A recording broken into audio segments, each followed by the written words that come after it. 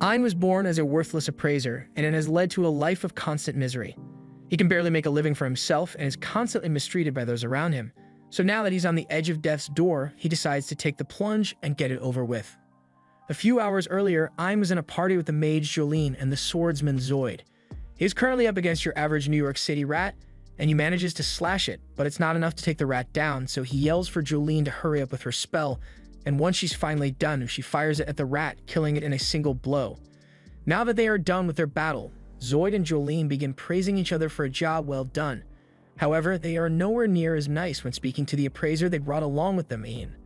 Zoid yells for Ein to hurry up and do his job already, but all the heavy baggage he's carrying combined with the weight of their insults makes it difficult to move, so Ein ends up falling face first to the ground. He is clearly being mistreated, but even so he has no choice but to get up and obediently do his job as a low-common appraiser. At birth, all the people in this world are granted jobs by the goddess of light and skills by the goddess of darkness. By honing these skills, one can gain a multitude of abilities and powers. However, jobs are passed down genetically, so they can never be changed. These jobs are divided into tiers: rare, high common, and low common. And as you can see, low common is bronze tier trash, so most people with this class are stuck as peasants or merchants. Ein's parents used to own a small appraisal shop to support the family, but they both tragically died when Ein was young, so he was left to fend for himself. That's how he ended up becoming an unglorified pack mule for these two, and even though he hates working for them, he's got no choice. He uses his appraisal skill on the rat they killed and finds out that it's an F-rank rat, so it's pretty much worthless. Although its tooth is D-rank, so it's valuable enough for Ein to pick up. He tries to pry the rat's mouth open so he can remove the tooth, but that jaw isn't budging, so this is going to take a while. Zoid and Jolene are starting to get impatient since Ein is taking so long, so Ein asks them for a little help so he can get the rat's mouth open quickly. However, Zoid is offended that Ein would even dare to ask for help, so he throws a rock at him and tells Ein that he's worthless. Ein glares at Zoid with rage in his eyes for what he just did, but unfortunately, Ein doesn't have the strength to back that rage, so Zoid just kicks him across the floor and Ein is forced to apologize and beg for mercy. Zoid doesn't feel like beating Ein up anymore, so he gets back to work trying to pry the rat's jaws open, while Jolene and Zoid mock him for being a filthy trash collector. They really enjoyed making fun of him, and they know he can't do anything about it since there aren't any jobs for an appraiser like him. If someone wanted to figure out the value of an item, they could easily go to the guild and have it appraised with a magic item, so low-level appraisers like Ein are totally obsolete.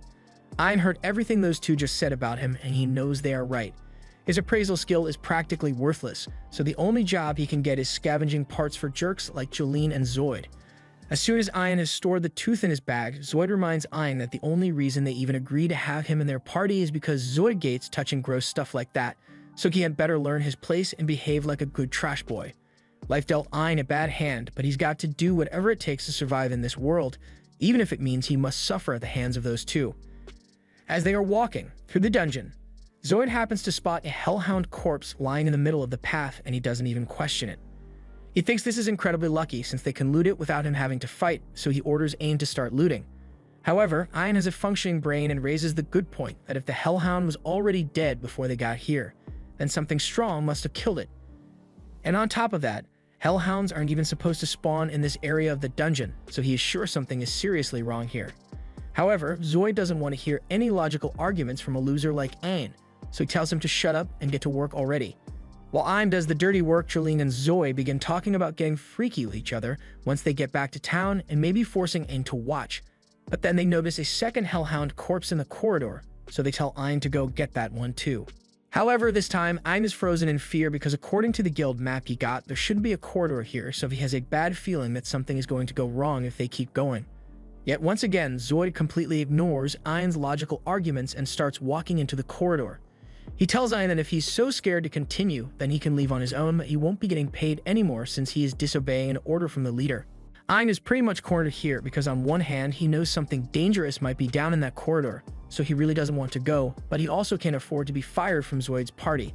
There are practically no other parties that would be willing to accept a loser with a skill like appraisal, so if Zoid kicks Ein out because of this, he will have no way of surviving.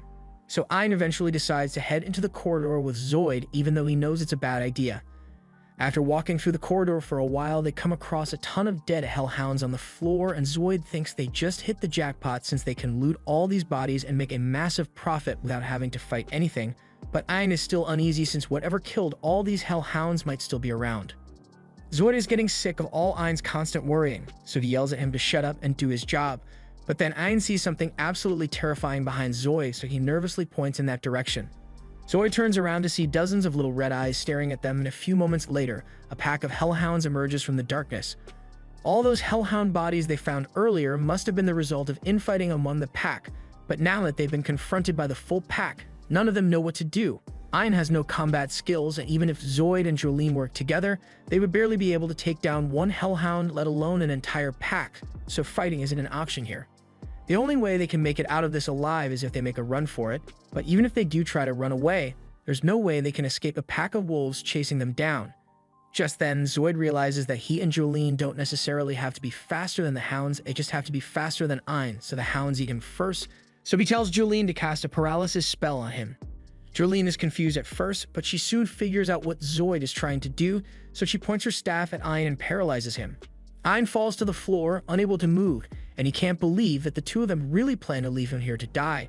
But Zoid assures him that the paralysis only lasts for a short time, so if Ein stays quiet, he might get lucky and escape the hellhounds as well. However, Zoid then proceeds to make a lot of noise to attract the hellhounds straight to Ein, and afterwards he runs off with Jolene, leaving Ein to be eaten. The hellhounds pounce on Ein and immediately bite into his arm and leg, so he screams out in pain. But all the pain from being mauled caused the paralysis to wear off, so Ein can once again move and grabs a nearby rock to get the hellhounds off him. He then throws his backpack at them, and while it may not have done any damage, the food inside the backpack was enough of a distraction to buy him some time, so he slowly limps away from the hounds. But unfortunately, he discovers that Zoid and Jolene had blocked off the exit, so there really is no way for him to escape. He doesn't have much time before the hounds come after him again, so Ein spots another corridor and starts heading straight for it, but to his dismay, this corridor leads to a massive dead end. All hope seems to have been lost for Ein since he has nowhere to run and he can hear the dogs closing in on him by the second. If he is going to die regardless, Ein would rather fall to his death than be eaten alive by those monsters. Till now, he has always blamed his failures on his trash appraisal job, but now he realizes he never actually tried to overcome the challenges he faced because of his job. But even if he realizes that now, it's too late for him to change anything. A loud thud is heard as Ein's body hits the ground, but while he most certainly died on impact, he happened to land right on top of a tree. A beautiful girl appears before him and slowly walks towards his dead body before giving him a kiss on the forehead. As she does this, Ein's body begins to move again, and after a few moments he regains consciousness. Once Ein can think clearly again, he realizes that he's still alive and all his injuries have been healed, so he starts wondering how that could even be possible. He notices drops of water falling on him from the tree, so he catches a few and uses his appraised skill to check them, and to his utter shock, these are S-rank droplets of the World Tree. He then appraises the giant tree, and sure enough, he discovers that this huge hunk of wood is indeed the World Tree of Legend. Long ago, this world had a single World Tree, and this tree was responsible for producing the mana that humans use to create magic. However, the legend also states that the World Tree withered away and died long ago, but many scholars of the world theorize that it must still exist somewhere in the world, which is why massive expeditions were launched in hopes of finding it.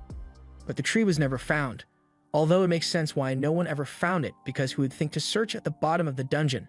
He realizes that the tree must have brought him back to life, so he thanks it, and as he does so, he hears a girl's voice, but there's clearly no one else here, so it must have been his imagination. Moving on, Ein is glad he survived the fall, and this place seems pretty safe since there are no monsters here, but he needs to think about how he's going to get himself back to the surface. Zoid and Jolene obviously aren't going to call anyone to save Ein, plus there's no food here, so he will starve if he doesn't make it back home soon. He heads for the exit, but before he leaves, he once again thanks the tree for saving him.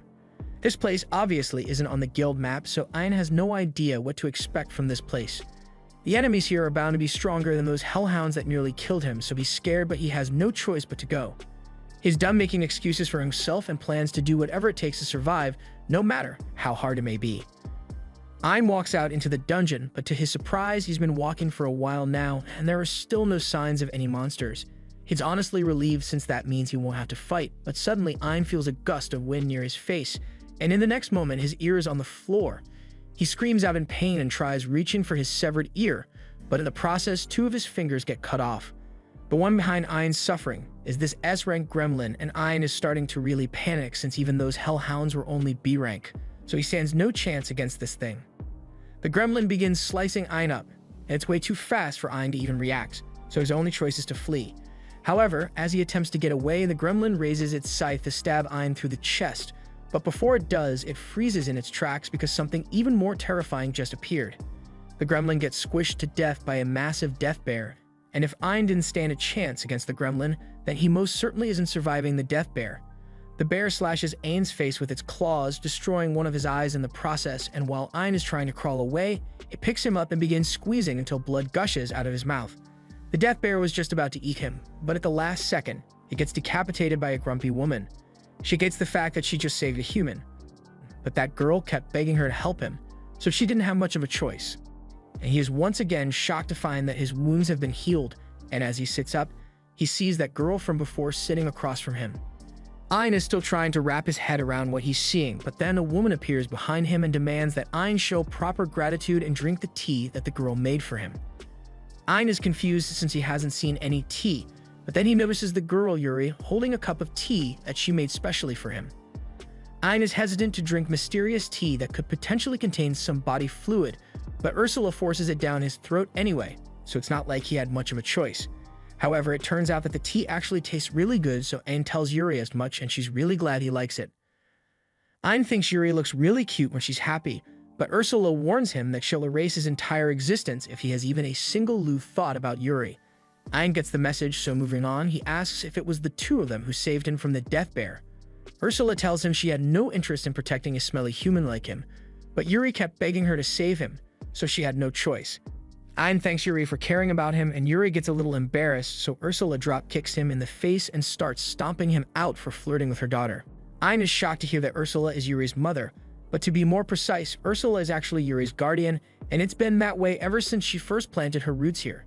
Yuri may look human, but she's actually this world tree, one of 9 that exist in this world, so Ursula was tasked with watching over her and defending Yuri against any potential threats. Ein is surprised to learn that Yuri is the world tree spirit, but it makes sense to him since she's so beautiful. But immediately after he says that, Yuri gets embarrassed again, so Ursula kicks him to the ground for daring to look at Yuri with such lecherous eyes. Ein apologizes, but speaking of eyes, he realizes that he can still see despite getting one of his eyeballs torn out by the death bear.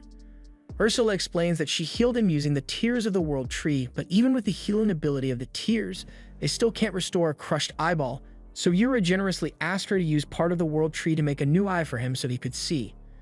Ein is once again really thankful, but he's starting to wonder why Yuri was so concerned about him in the first place when they barely know each other. She tells him it's because he thanked her when he fell down here.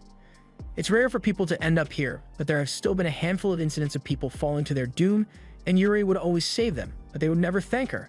And as soon as those people realized that she was the world tree, they would selfishly begin collecting her water and even tearing off Yuri's branches and leaves so they could sell them for profit. However, Ein was the first person to treat her with respect, so she took a liking to him. But be that as it may, Ein isn't supposed to be here, so Ursula tells him to hurry up and leave.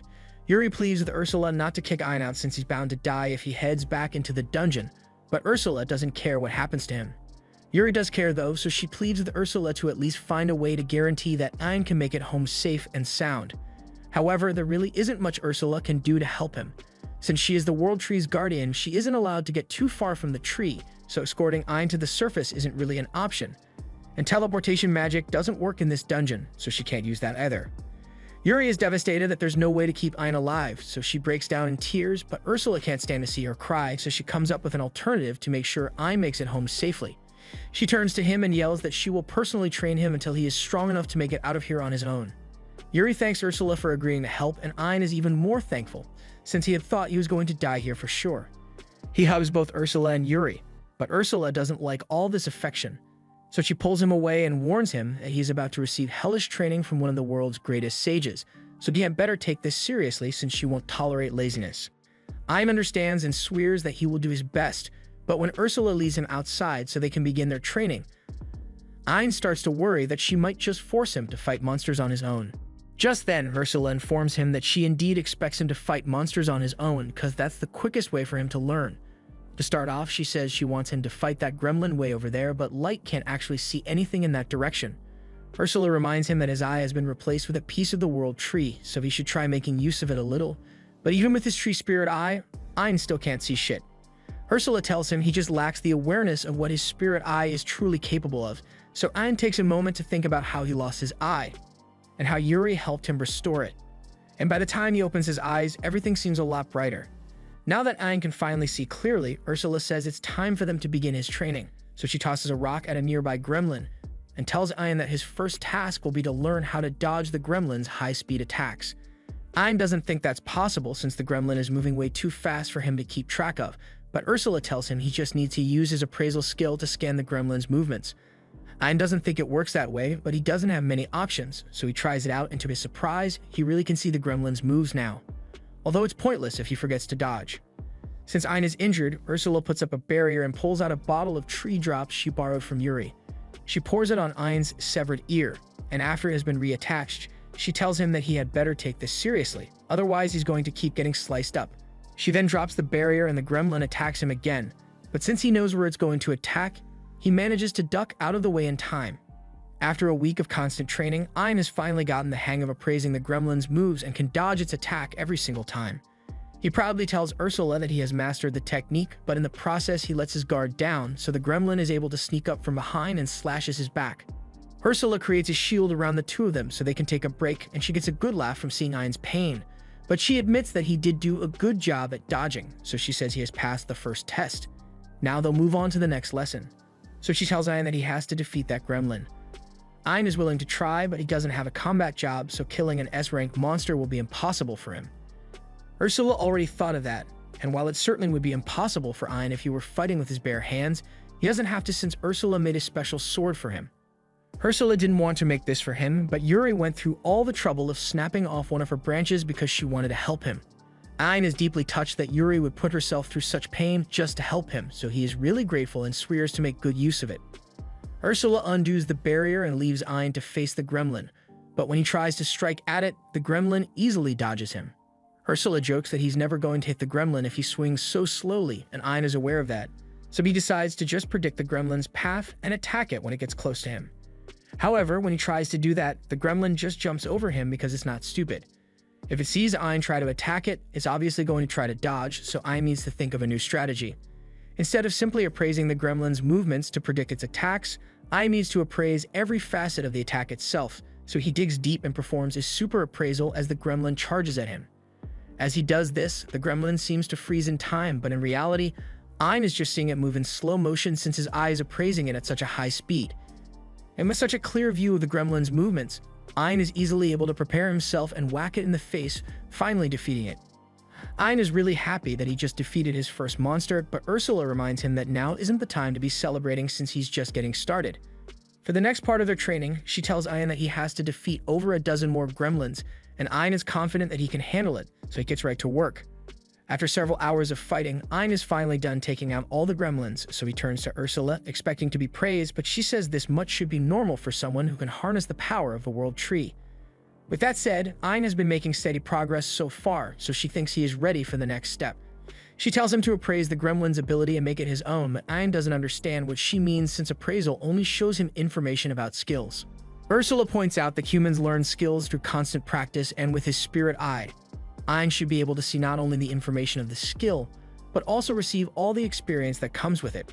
With this method, it is possible for him to learn a skill instantly, so he decides to try it out and appraises the gremlin's skills. Just then, Ein gets a massive headache as a ton of information rushes into his head all at once. He falls to his knees in pain, but once the headache finally subsides, he acquires the gremlin's high-speed movement skill. He still finds it hard to believe that he learned a skill so quickly, so he decides to test it a little and takes off running down the dungeon hall. Ein is amazed by how fast he's moving since he's way quicker than he used to be, but there's just one problem. His body isn't used to running at this speed, so after a few seconds, every muscle fiber in his body is way torn to pieces. Ursula catches up to him and pours some of the teardrops to heal Ein's broken body. If his body can't handle all that force right now, then he's just going to have to keep practicing until he eventually adapts. Ein's muscle fibers keep tearing each time he runs, but thanks to the tears, Ursula just keeps healing him over and over, until at one point his muscles stop breaking altogether. He now has a strong body and an acceleration skill, so Ein wonders if he might be strong enough to challenge the Death Bear as he is now, but Ursula tells him he'd still get demolished if he tried to pick a fight with it as he is now. He may be faster and nimble, but he still lacks the necessary attack power, so Ursula decides to let him copy one of her own abilities. Ein is excited to hear this, so he asks Ursula what her ability is, and she demonstrates by immediately blasting him with a fireball. Ursula's ability is called Discard Enchant, and it allows her to use magic without needing to spend time on a chant. Ein thinks that ability is super strong, so he can't wait to learn it, but Ursula will only allow him to appraise it if he does it while she launches a fireball at him because she thinks it's fun. Ein appraises the attack and manages to learn the Discard Enchantment spell, but then Ursula hits him with the fireball, so he falls to the ground in agony. After being healed yet again, Ein begins training to learn how to use magic without incantations, but since he doesn't have a magic-oriented class, his mana reserves are abysmally low, so he runs out of magic energy really quickly. Fortunately, whenever he is healed with the tears, it replenishes his mana and simultaneously increases his magic capacity a little, but he's going to have to keep practicing for a long time if he ever wants to master the technique. After half a month of magic training, Ein has learned how to cast mid-level magic and is now capable of shooting more than 1,000 fireballs simultaneously. With this combined with his new skills and buffed appraisal ability, Ursula thinks Ein is finally ready to face another death bear. In all honesty, Ein is a little nervous about facing such a powerful monster on his own, but Ursula assures him that if he uses all the techniques she taught him, then he should easily be able to handle it. As Ein confronts the bear tries to slash him with its claws, but Ein appraises its movements, and before it could hit him, he counters with the point-blank wing cutter spell. The spell does a lot of damage to the bear, but it ultimately isn't enough to kill it, so Ein begins firing fireballs, and he keeps going until the bear falls over dead. That fight was way easier than Ein thought it would be, so he starts wondering if the bear was always this weak, but in reality, he just became really strong.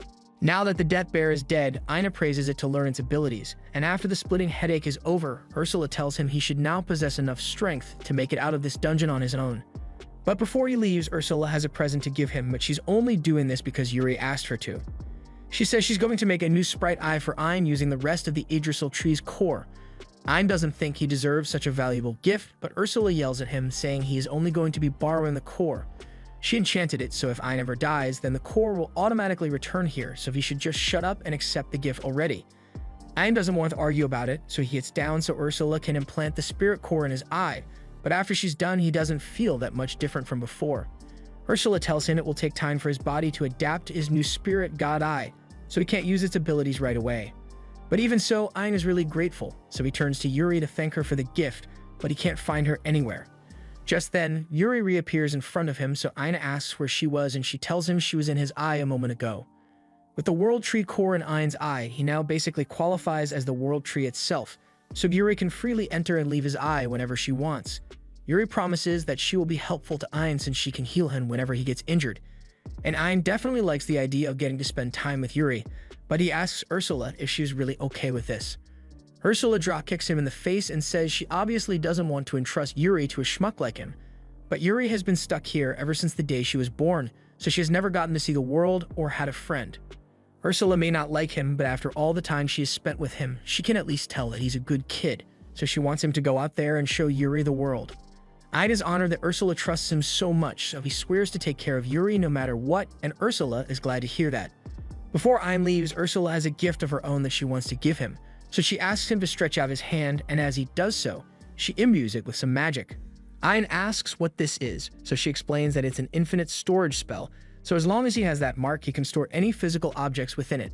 And the first thing she wants him to store is this spirit sword she made for him, but before that, she stabs him in the eye. Ein falls to the floor in pain, so Yuri heals him, but just before his eye is completely healed, Ursula shoves a Philosopher's Stone down his throat and it replaces his right eye.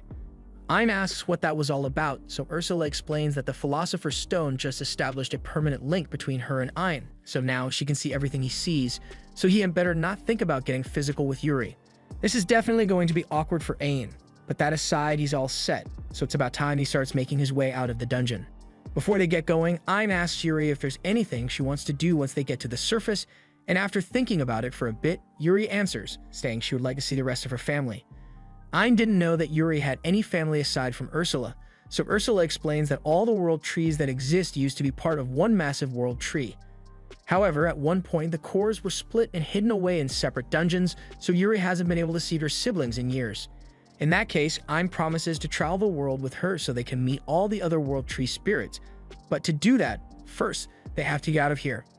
Ein heads out into the dungeon, but once he comes across a split in the path, he isn't sure which direction he should follow. All of a sudden, he hears Ursula's voice in his head, and she's telling him to take the path to the left.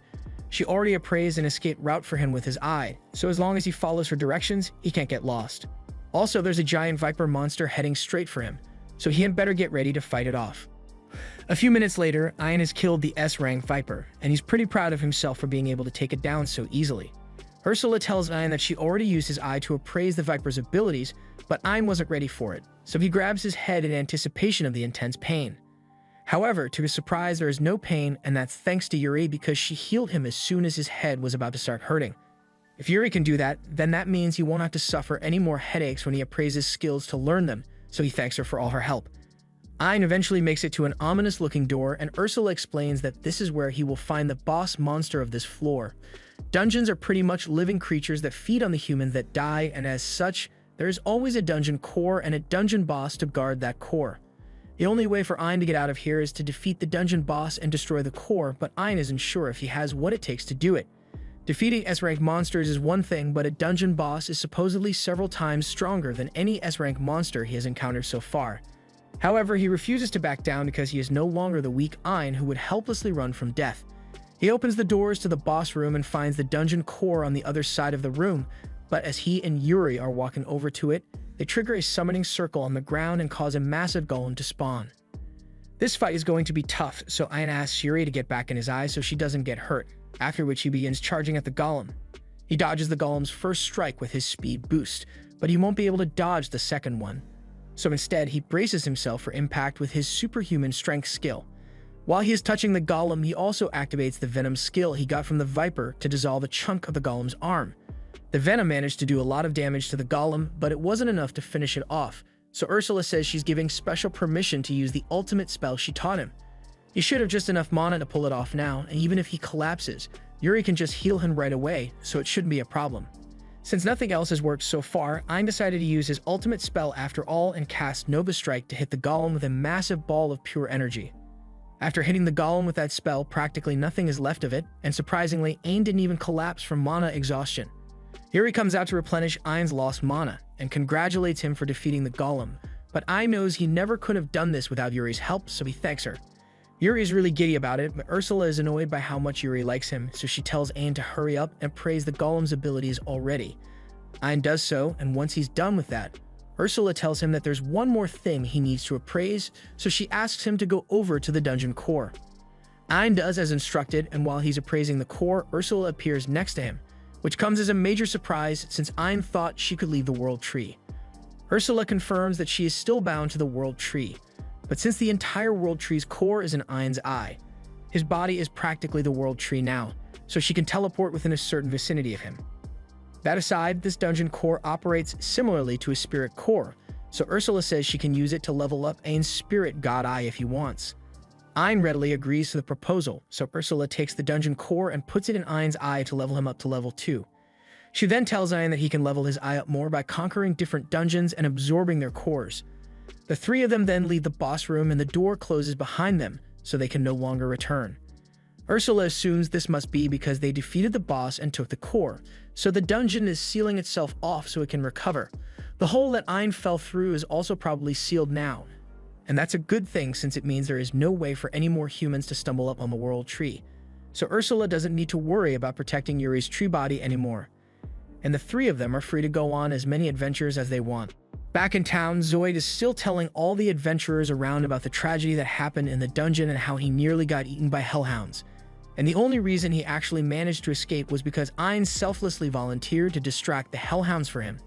This is a shameless lie, but since Zoid thinks Ein is dead, he is confident that no one will ever find out because it's not like Ein is going to come back and expose him. A second later, Ein shows up behind Zoid and he overheard Zoid's entire story, so he is here to expose him. He tells everyone that Zoid and Jolene paralyzed him and left him to die to the hounds. The people at the bar are enraged because they've been giving Zoid sympathy all this time, but he practically tried to murder Ein for his own sake. They start throwing things at Zoid, and they might have even lynched him for doing something so sinister to his own party member, but Ein stops them. He's still kind of mad at Zoid for what he did, but if not for that, he would have never gotten the chance to meet Yuri or Ursula, so he's actually grateful that Zoid was such a scumbag. Now that he has confronted Zoid, Ein can finally move on, so he and the others head to a swamp dungeon near the capital. After clearing it, Ursula uses the dungeon core to level Ein's eye up, and with the upgrade, Ein is now able to read all types of writing. He's glad he leveled his eye up, but he's a little disappointed since he was hoping to find a world tree there. Ursula tells him it isn't going to be easy to find the world trees since a lot of effort was put into hiding them. Ein apologizes to Yuri since it might take a little longer than he anticipated before she gets to see her family, but Yuri says she doesn't mind since she's having fun. Just then, they hear the sound of a girl screaming and Yuri wants to help, so Ein runs out to save the girl. The girl's carriage had been attacked by monsters, so Ein slays them, and once all the monsters are dead, Yuri begins healing all the injured guards. Ein goes over to the girl and asks her if she's alright, but the second the girl saw Ein's face, the only words going through her head are, "Oh my god, that guy's hot." She jumps into Ein's arms, calling him her hero, and Ein doesn't know how to handle this situation, so he asks the guy over there for help. But Jasper is just the head of a trading company, so he has no control over what Princess Claudia does. A little while later, the princess brings Ein and the others to her mansion to properly thank them for saving her. And even though she's the third princess of this nation, she tells them there's no need to be so formal with her. And with that said, she jumps up to give Ein another big hug. However, before she could wrap her arms around him, Yuri steps in front of Claudia and refuses to let her get close to Ein. Claudia asks why Yuri is being so defensive, so Yuri blurts out that she doesn't want Claudia to touch Ein because she's Ein's wife. We then cut to Ein's face, and that right there is the face of a man who didn't realize he was married until a second ago. However, even with Yuri's declaration, Claudia doesn't give up because she's fine with becoming Ein's second wife. While she and Yuri argue over Ein, Jasper comes over and says he has something to tell him.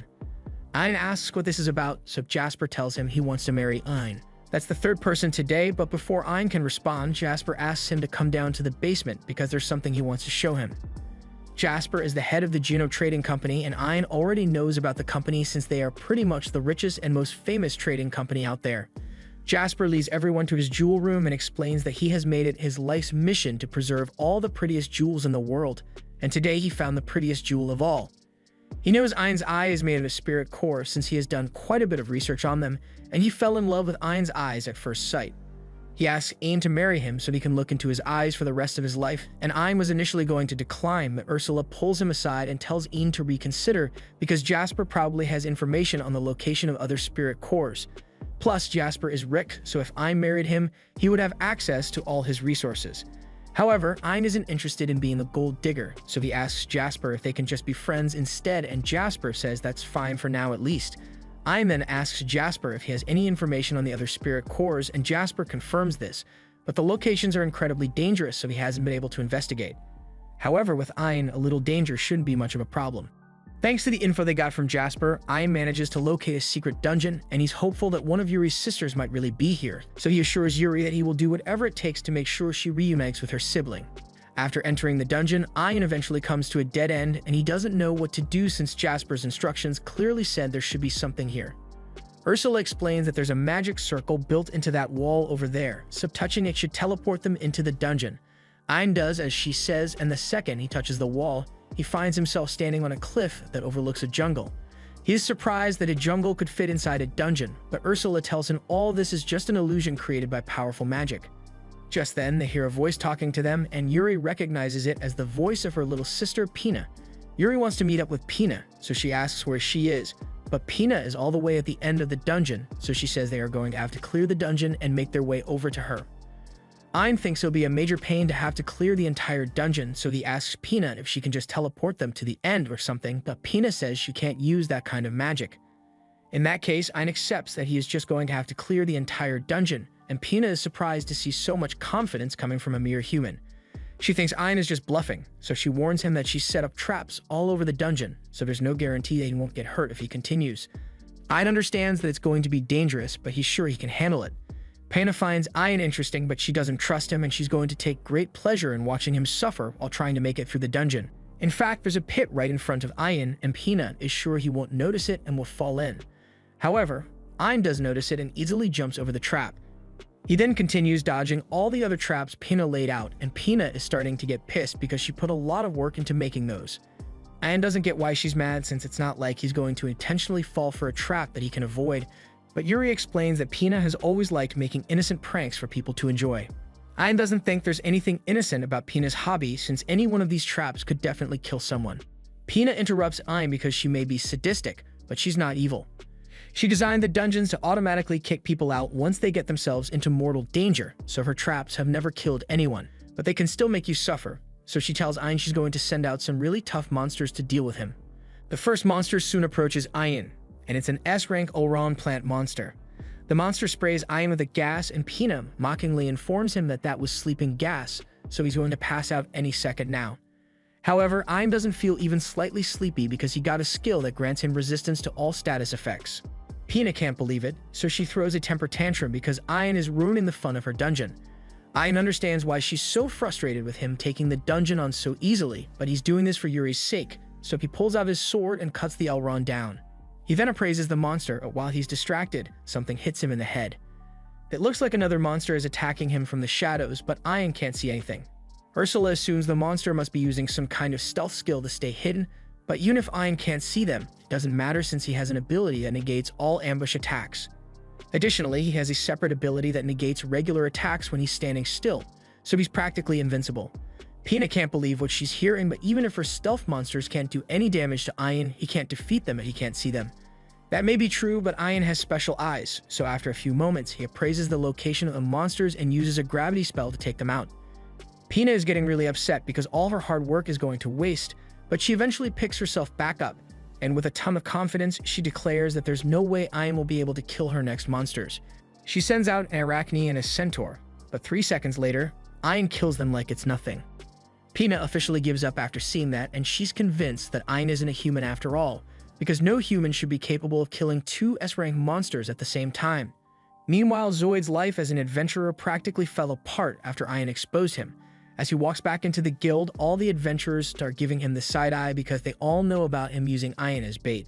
While there, Zoid happens to run into Jolene, and he's glad because there's no way she can look down on him for what he did when she was in on it. But he was wrong. Jolene switched sides the second Zoid became an outcast, and she even turns on the waterworks to make people believe she did nothing wrong. Zoid tells her to stop lying and reminds everyone that she was the one who cast the spell to paralyze Ayan, but Jolene just says she had no choice because Zoid threatened her, and that's all it took for the blame to be placed firmly on Zoid's shoulders. Zoid is kicked out of the guild and reminded that no adventurer would ever want to team up with the likes of him again. Zoid doesn't understand why everyone is treating him like an outcast all of a sudden because he's sure any one of them would have left Ayan as bait if they were surrounded by wolves. He blames Ayan for this whole mess because if Ayan had just let himself die, then Zoid's secret would never have come out.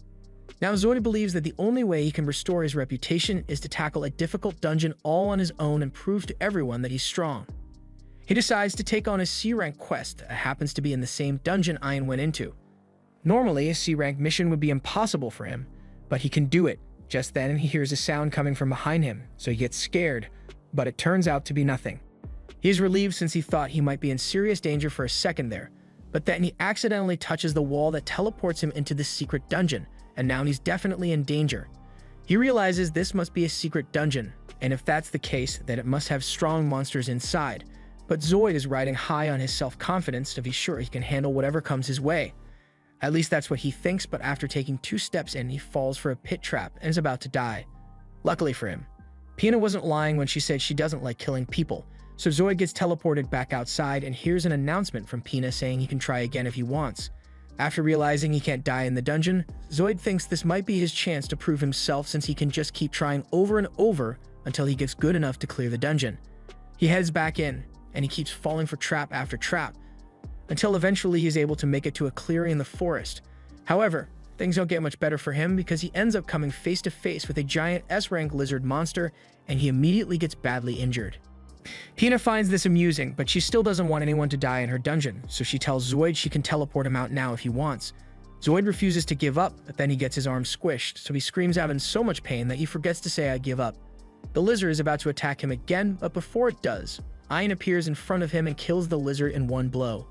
Zoid is amazed that someone could kill an S-rank monster so easily, but he doesn't realize that the person who just saved him is Ayan. When they both look at each other, Ayan asks Zoid what he's doing here, and Zoid asks the same thing.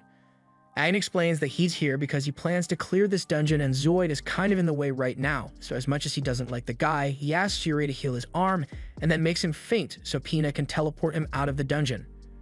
Ayn then moves on and eventually comes across the boss's room door, so Pina tells him he's going to have to defeat the boss if he wanted to get to her. Ayn is confused since he thought defeating the dungeon boss would seal the dungeon off, but that's not the case. Ursula tells him that as long as he leaves the dungeon core intact, the dungeon will be able to recover, and since he has confirmation that the dungeon will be fine, he heads inside to take on the boss. However, as he enters, he doesn't see a boss monster anywhere. Just then, the ground begins to shake beneath his feet, so Ayn uses his flight skill to get away, and it is revealed that the monster is a giant tortoise. Ayn freaks out a little because that thing is massive, but panicking won't help defeat it, so Ayn shoots a flurry of fireballs at it. However, when the smoke clears, no damage has been done to the tortoise. The tortoise then returns fire and shoots a water ball at Ayn, so he counters by parrying it back at the tortoise, but again, this does absolutely no damage to it. Ayn is running out of ideas here because none of his attacks have been effective so far. However, when he takes a closer look, he notices that there's damage on the ground from his fireballs as well as the water bullet, even though he's sure those attacks hit the tortoise directly. He now understands what's going on here, so if he lands on the ground and lets the tortoise stomp on him to prove his theory. Just as Ayn expected, the tortoise's stomp does no damage to him because the giant tortoise's body was just an illusion. And now that it has been established that the giant tortoise is an illusion, Ayn casts a spell to dispel the illusion, revealing the true boss monster to be this tiny turd. Ursula is impressed with Ayn since even she couldn't tell that the monster was an illusion. But as Ayn appraises the baby tortoise, she notices something unbelievable about the tortoise, and she's so surprised she can hardly speak. Ayn doesn't understand what Ursula is saying, but even if this little guy is the dungeon boss, Ayn doesn't want to have to kill it, so he asks Pina to just admit defeat. Pina refuses and says she hasn't lost until Ayn kills the tortoise, so Ayn asks her if she's really going to make him kill such an adorable little guy. Pina feels bad, so she admits defeat and says they can enter her room, and once they are inside, Yuri runs into Pina's arms and starts swinging her around until Pina gets dizzy. She apologizes for being so rough, but she was just so excited to see Pina again. Pina then turns to Ayn, and she's still holding a bit of a grudge against him for beating her dungeon so easily, but Yuri tells her not to be mad at Ayn because he's a really nice person. After hearing Yuri defend Ayn like that, Pina realizes Yuri must be in love with him, so she starts teasing her about it, and Yuri gets embarrassed but she can't really deny it. Now that Yuri and Pina have had their reunion, Pina says she has a favor to ask. She wants to travel with Ayn, and she even offers to give him her spirit core if he agrees to let her tag along. Yuri seems really excited by the idea, so she asks Ayn if he's okay with it, and he doesn't see a problem with it, so everyone is in agreement. Just then, the little tortoise jumps off Ayn's shoulder and transforms into a girl. She introduces herself as Pina's guardian Kuroheim, the daughter of the heavenly beast tortoise. And Koro must be pretty high-ranked among the guardians for Ursula to be panicking like she just ran into her drill sergeant. Ayn is still in disbelief that there's someone out there who can make Ursula act so polite. Since Koro is Pina's guardian, Ayn has to ask her for permission to take Pina with him, and Koro is all for the idea, but only on one condition. She wants to come along too. She hands Ayn a Philosopher's Stone, and if he adds this to his eye, along with Pina's spirit core, then they will both be able to go with him. Also, Koro's ability allows her to create barriers, so she's sure she will be useful to Ayn. Meanwhile, Zoid finally wakes up outside the dungeon, and he realizes that the only reason he's alive right now is because the same Ayn that he tormented for so many years chose to save him. He then rolls over and starts crying over how much of a failure he has become. This was the end of episode 4. Subscribe to not miss the next part.